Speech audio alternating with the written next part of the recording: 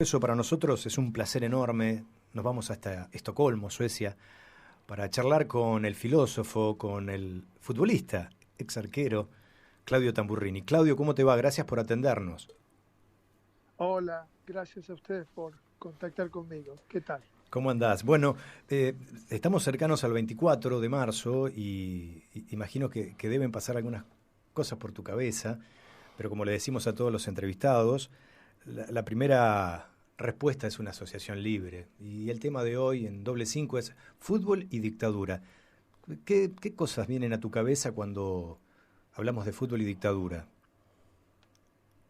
Viene sobre todo el Mundial 78, es la primera imagen que aparece, el primer concepto, y el dilema que el Mundial 78 conllevó en ese momento, tal vez incipientemente para algunas personas que estábamos enterados de lo que sucedía en el país, pero que luego después se estableció como tema de discusión con posterioridad, cuando se llegó a saber todo lo que había sucedido durante la dictadura, y sobre todo gracias al juicio a las juntas y al trabajo de la CONADEP, ¿no? Del informe Nunca Más.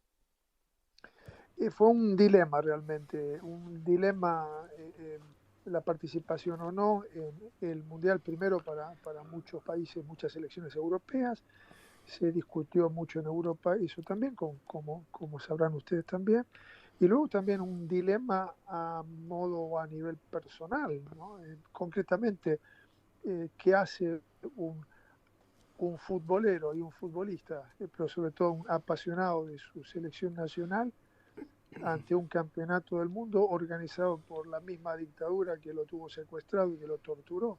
¿No es cierto? Claro. Ese es un dilema personal al que yo me vi confrontado luego de fugarme, como ustedes nombraban antes, de la Mansión Seré justamente el 24 de marzo del año 78. Nosotros nos fugamos en el cuarto aniversario eh, en el segundo aniversario del golpe militar, que había sido el 24 de marzo del 76.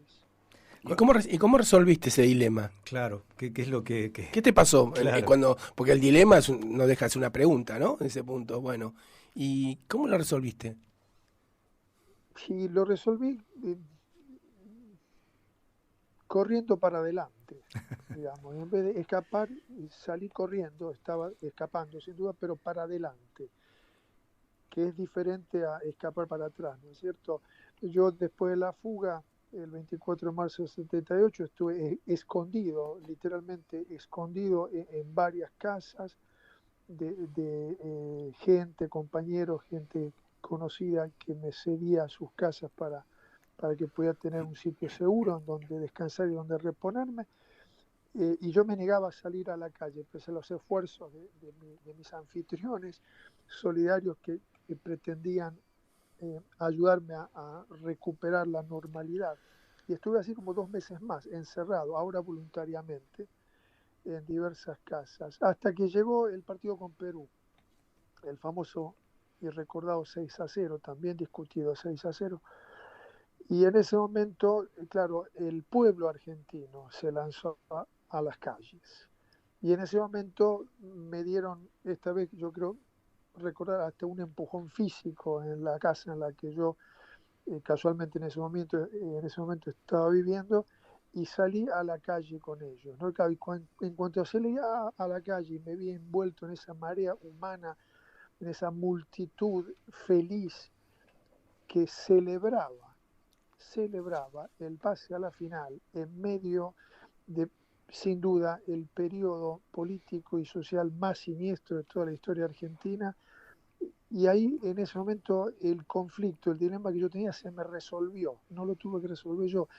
Se resolvió simplemente siguiendo el flujo de la gente, que eh, es lo que noté, lo que sentí en ese momento, que evidentemente había sabido conjugar, había sabido resolver estas dos cuestiones, salir a festejar apoyando a su selección al mismo tiempo que cantaban eh, consignas contra la dictadura y desafiaban con su simple presencia física a los represores de la dictadura. Habían reobtenido, ganado nuevamente el control de las calles. Le habían quitado a la dictadura, gracias al fútbol, el control sobre las calles y por ende habían superado el miedo.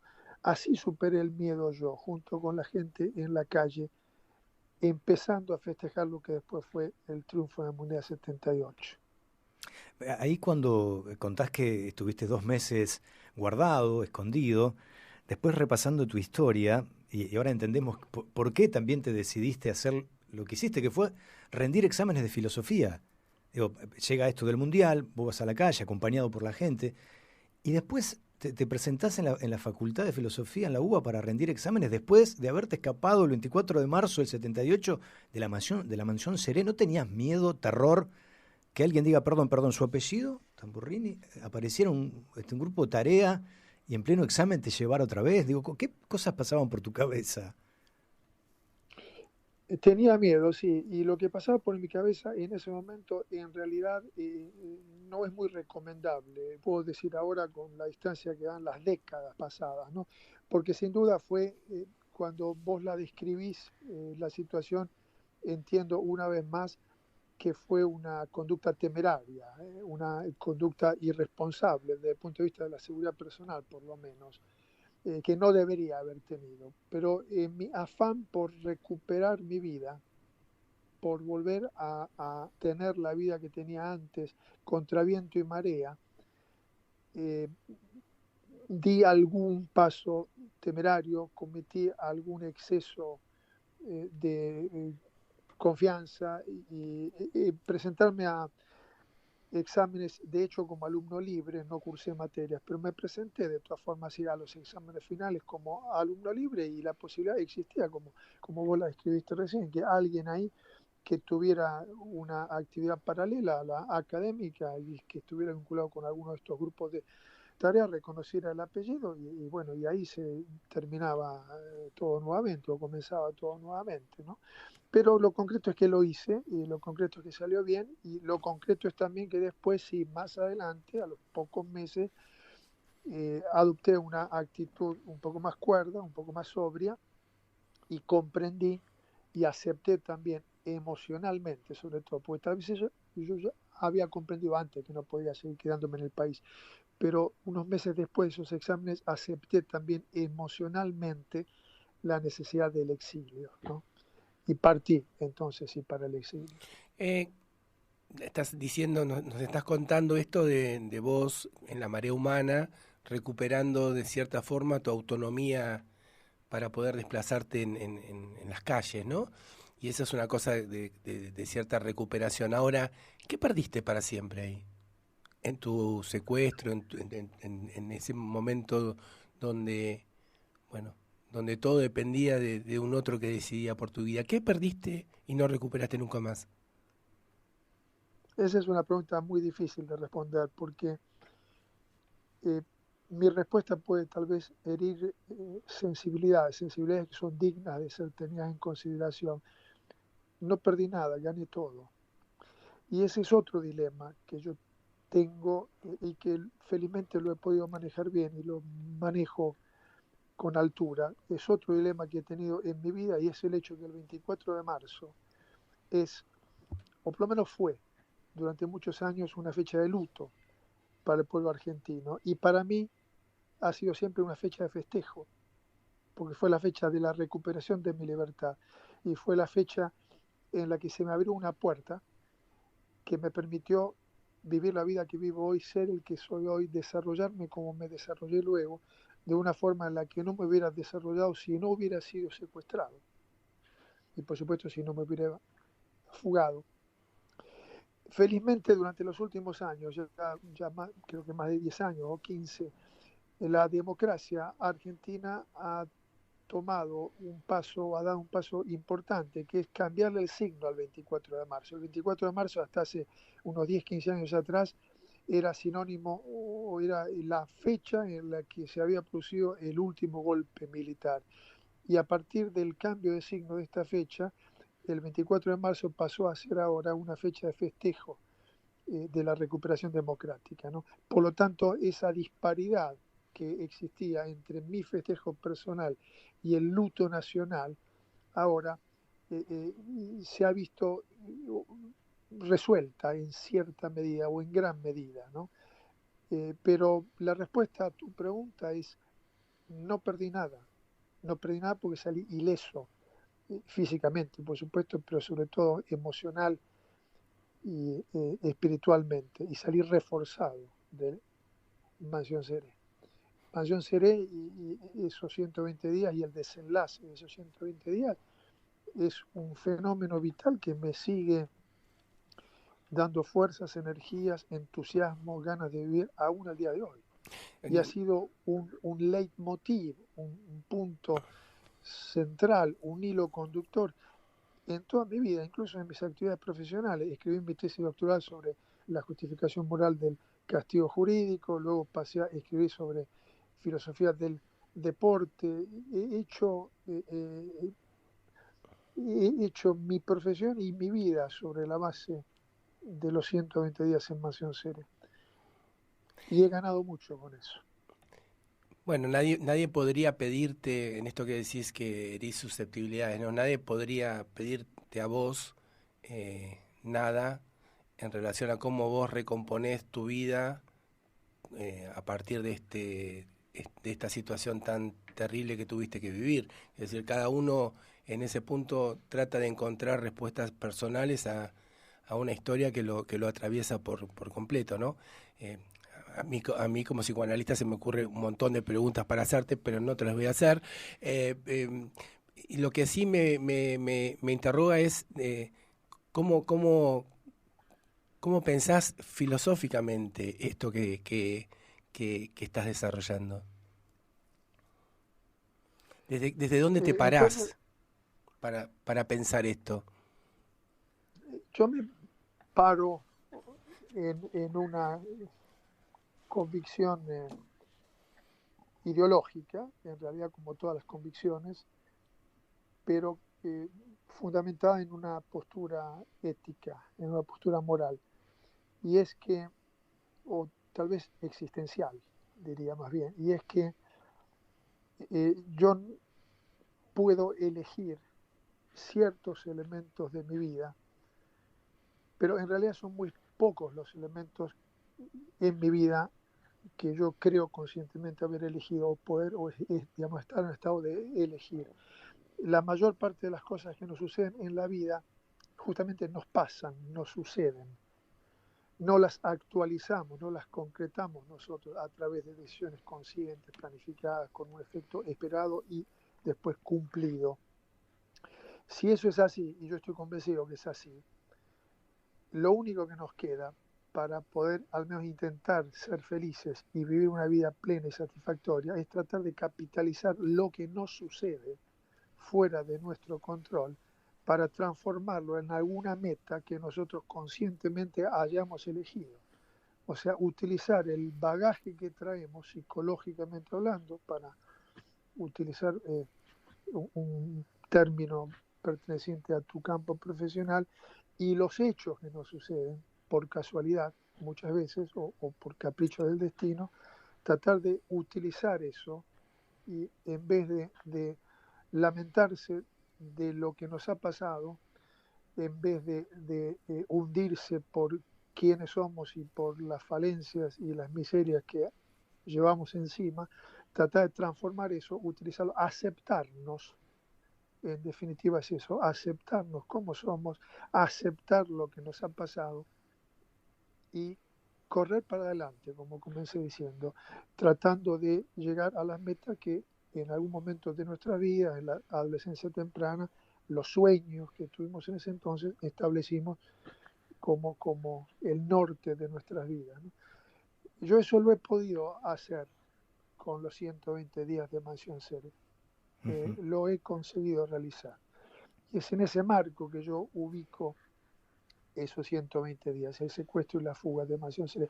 Y a veces, muchas veces cuando me han preguntado esto, yo he respondido que en realidad si alguien pudiera en este momento volver el tiempo atrás y llevarme de nuevo por algún toque mágico al 23 de noviembre del 77 al mediodía, fue el día en que fui secuestrado, y me preguntara, Claudio, estamos aquí de vuelta ahora en esta encrucijada, se puede ir para un lado o para otro, elegís volver a ser secuestrado o que por algún incidente la patota no te encuentre o que vos llegues a tu casa 5 minutos antes o te marches de ella antes que ellos lleguen.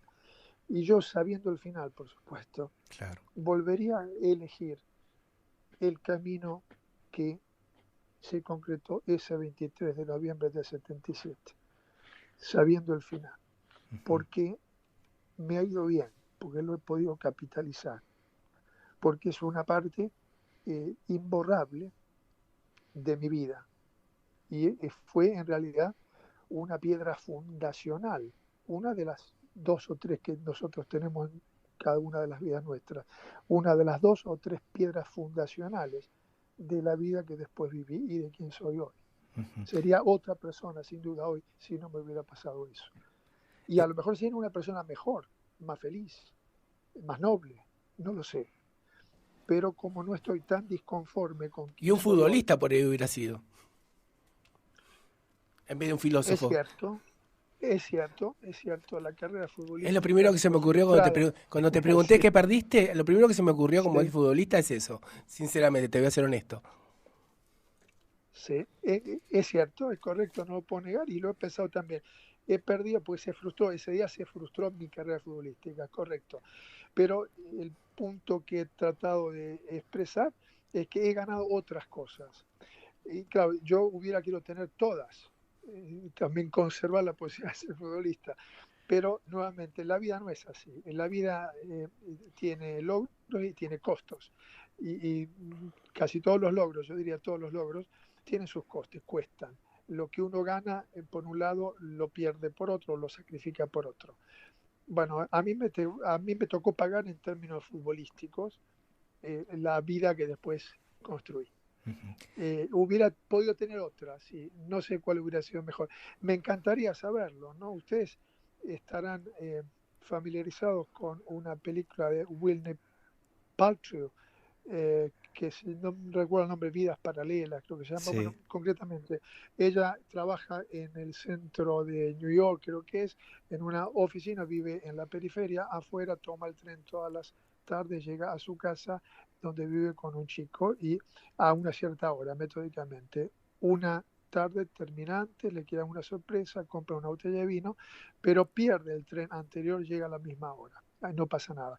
En la vida paralela que se muestra en la película, ella llega al tren anterior con la botella de vino que había perdido en el primer escenario y llega una hora antes a su casa y lo descubre a su pareja en la cama con otra mujer, lo cual conlleva que ella corte la relación, termine con esa vida e inicie una nueva vida.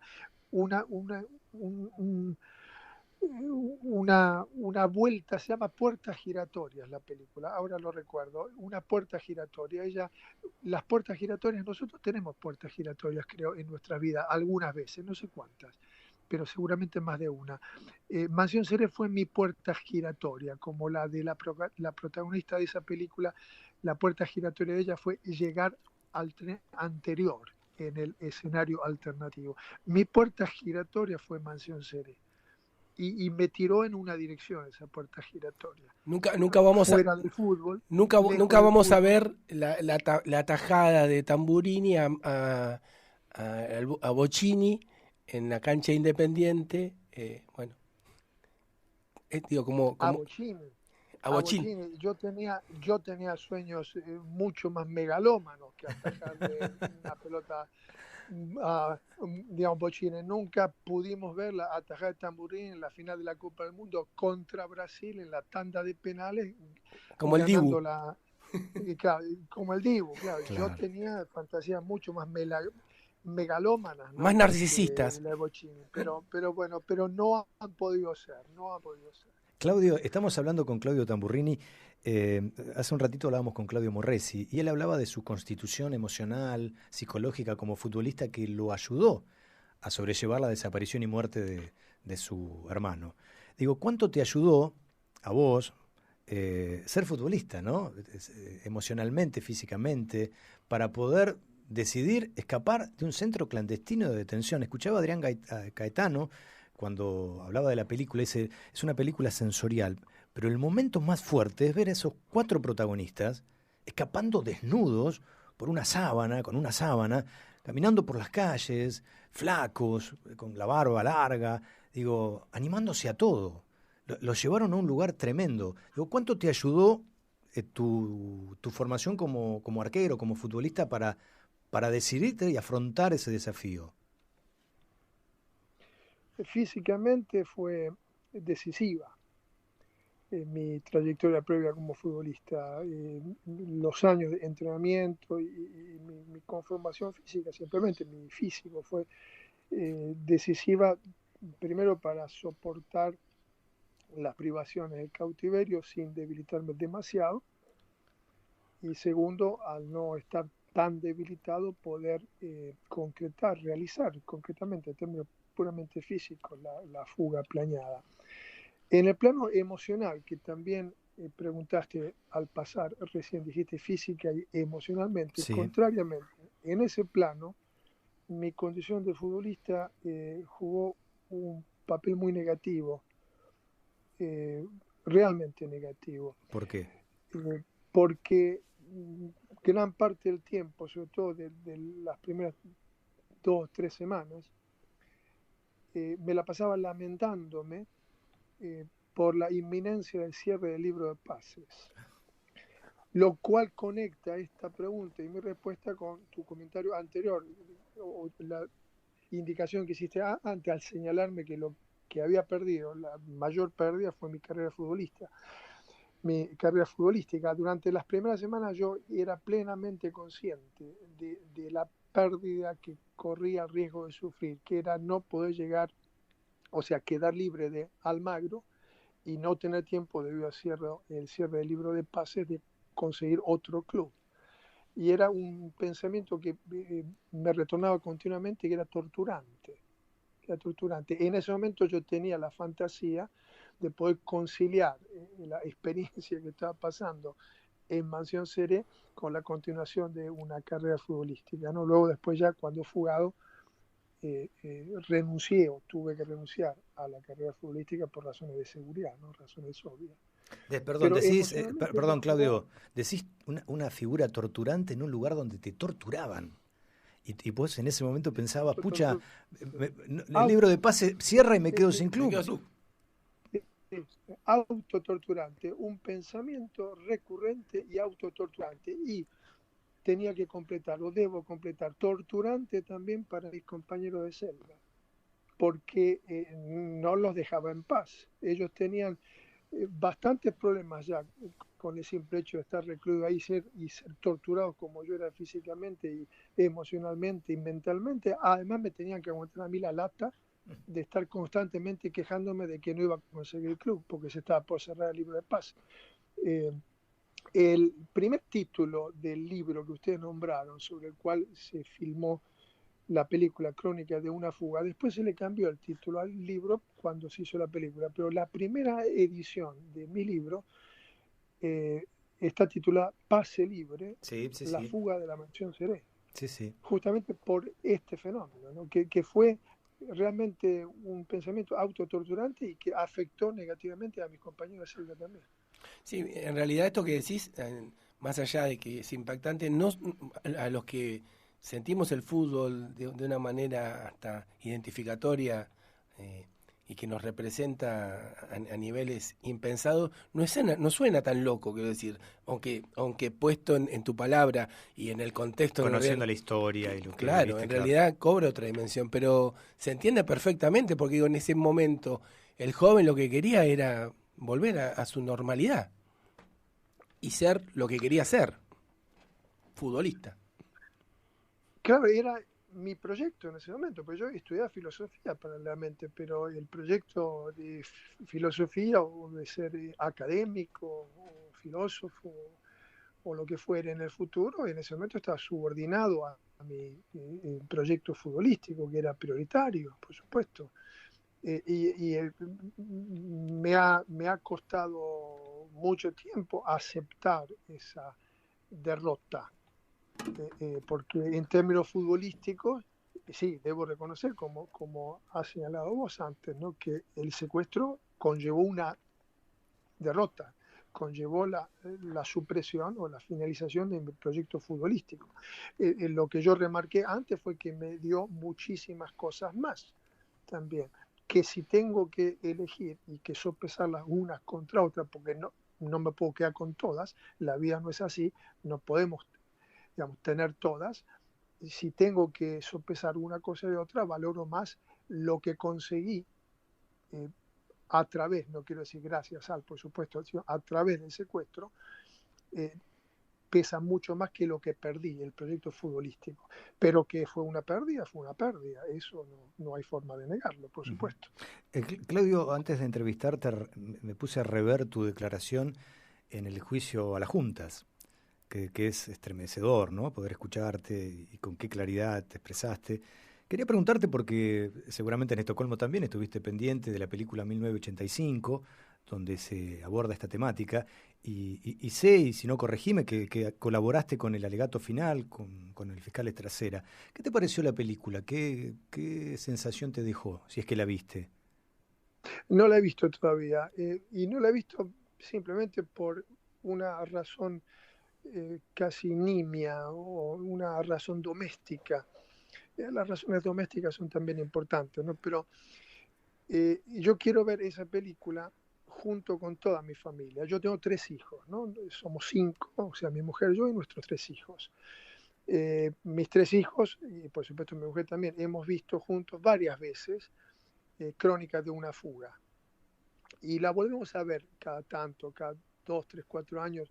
La han visto los chicos, sobre todo yo tengo una hija de 20, ya uno de 17 y el menor que tiene 12. Con el menor ya empieza a ser momento de verla nuevamente, ahora para ir renovando esa experiencia y poder discutirla nuevamente ahora en un nivel de madurez o de crecimiento del diferente. Bueno, y estoy esperando a poder juntar a todas estas voluntades físicamente en un mismo cuarto, un mismo viernes o sábado por la noche, para que la podamos ver juntos. No la quiero ver yo solo y después que la vea mi hijo y mi hija por otro lado y después mi mujer con nuestro hijo menor. Quiero que sea como con Crónica de una fuga, una velada familiar, y todavía no he podido reunir a estas 5 voluntades un mismo fin de semana en el living de la casa para poder ver la película. Pero espero que se concrete eh,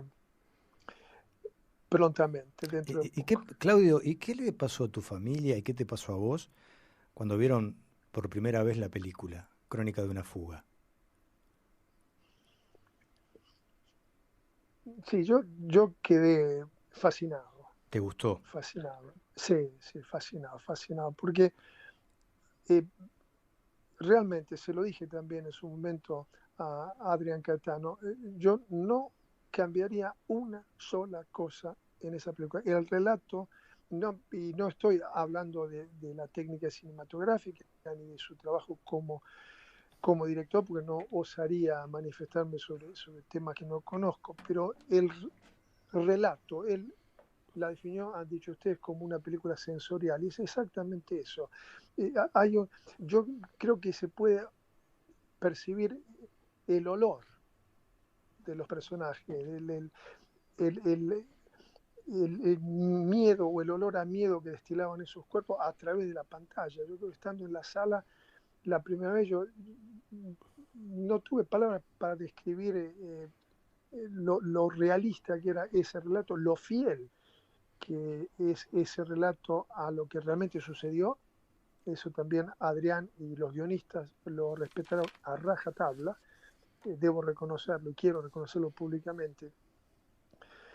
Me fascinó la película, me sigue pareciendo un gran testimonio, pero a la vez, y esto es lo interesante, para nosotros es un gran testimonio, para el mundo también es un gran testimonio. Nosotros sabemos todo lo que el juicio a la Junta representó, y esto es parte, es uno de los tantos hechos que se analizaron en ese juicio. Pero también la película esta también es una historia fantástica de suspenso, un thriller, si uno la quiere ver simplemente desde el mero punto de vista pasatista, decir, vamos a ver una buena película de suspenso este fin de semana, que encima tiene visos autobiográficos o una fuente histórica, o está basada sobre un hecho histórico fidedigno, cierto, verídico. Esto puede hacer interesar a muchos jóvenes, muchas chicas y chicos de las generaciones jóvenes que simplemente quieren ver una buena película y de paso se van enterando y se enteran y hasta se pueden llegar a interesar por lo que pasó en un país, en nuestro país, o en un país en otro, si viven en el extranjero o son de otra nacionalidad, en algún momento de la historia del siglo pasado. De hecho, el 23 de marzo, dentro de 4 días, voy a ir a Malmö, una ciudad en el sur de Suecia, a presentar la película. Y estoy invitado por una escuela secundaria para dar una charla con 150, 200 alumnos en el aula magna de la escuela, hablando de esto, de lo que estamos hablando nosotros ahora, y hacen preguntas similares a lo que ustedes hacen, y trato de responderles de la mejor forma posible. Esa película consiguió eso, es el logro de la película, que esta historia siga interesando no solo a los que se interesan por la historia, por la vida política de nuestro país y de América Latina, sino también a capas, grupos de jóvenes que de otra manera, si no fuera por las virtudes cinematográficas y narrativas de esta película, no hubieran llegado a ella. Claudio, ¿y por qué la filosofía en tu vida? Por un mandato,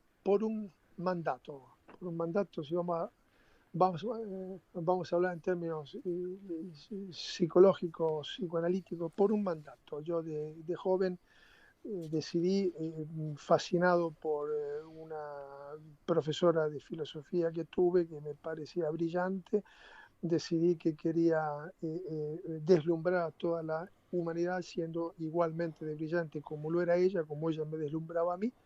Entonces no es un mandato, es por amor. Es un mandato, porque no fue una elección libre. No hay nunca elecciones libres, por supuesto, ninguna de las elecciones. Pero está vinculado con el amor, Claudio, eso. Eso es por amor, claramente. Sí, amor y mandato, tal vez sean dos conceptos diferentes para denominar el mismo fenómeno. Pero de todas formas, prescindiendo del discurso terminológico, me costó muchísimos años, décadas, dejar ese mandato, reconocer a ese mandato como lo que era, como un mandato impuesto por mi necesidad de experimentar la estima y la admiración del medio ambiente, y darme cuenta de que no fue por amor, sino que fue por soberbia que quise ser filósofo. Y decidí entonces dejar de hacer filosofía. Hace 5 años que no me dedico más a la filosofía, me jubilé, no doy más clases, no participo en ningún proyecto de investigación, declino amablemente las ofertas de publicación de artículos y hasta de publicación de libros como editor, que me llega, digamos, una vez por mes. Y me he dedicado hace 4 años, soy dramaturgo, sigo escribiendo, escribo novelas, por supuesto, pero también escribo ahora guiones cinematográficos y libretos. Soy un obsesionado por la ópera. Se puede decir cambiado de profesión. Ahora sí, por amor. Este es amor de verdad. Muy bien. Esto es amor verdadero. Claudio, ha sido un placer charlar contigo. Luego te vamos a mandar, porque hicimos un programa especial que se llamó Fútbol y Arquero, Fútbol y Ética. Te lo vamos a pasar para que lo puedas... Fútbol y Estética. Fútbol y Estética. Y ahí está la opinión de algunos filósofos también opinando sobre el tema, así que te lo vamos a compartir. Agradecerte, darte un abrazo a la distancia enorme. Llevas una vida admirable. Me parece que es la mejor definición. Gracias por recordar el día, gracias por recordar Crónica, gracias por recordarme a mí. Quisiera estar ahí con ustedes si no fuera por el hecho de que, por lo menos ya creo que ahora no, pero que han estado sofocados por el calor. Aquí nosotros estamos saliendo de un invierno fantástico. La semana pasada salí a hacer esquí con -7, -8 grados. Les mando una ola de frío un poco. Gracias. Para ver si les llega espiritualmente para aplacar ese incendio. Abrazo grande y te queremos mucho. Muchas gracias. Un fuerte abrazo. Lo mismo yo, gracias, abrazo grande. Bueno, qué gustazo, Claudio Tamburrini. Ojalá hayan disfrutado los oyentes